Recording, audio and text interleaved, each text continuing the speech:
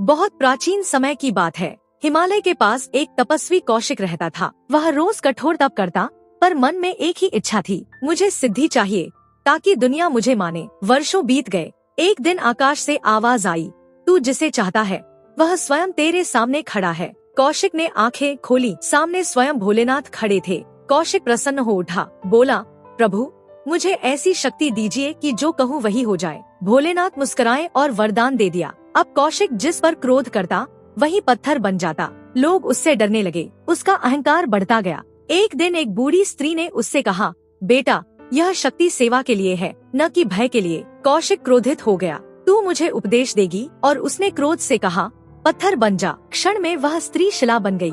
उसी समय शिव प्रकट हुए। उनकी आंखों में करुणा थी, क्रोध नहीं। उन्होंने कहा, मैंने तुझे शक्ति दी थी, विवेक नहीं छीना था। जिस शक्ति में करुणा न हो वह विनाश बन जाती है। शिव ने उस स्त्री को पुनः जीवित कर दिया और कौशिक से बोले, जो दूसरों को छोटा करने के लिए वरदान मांगता है वह स्वयं अपने भीतर सबसे छोटा हो जाता है। यह कहकर भोलेनाथ अंतर्धान हो गए। कौशिक रो पड़ा। उसी दिन उसने वह शक्ति त्याग दी और जीवन भर सेवा में लग गया। तभी से साधुओं में एक मौन सीख प्रचलित हुई। भोलेनाथ वरदान देते हैं पर परीक्षा मनुष्य स्वयं बनाता है।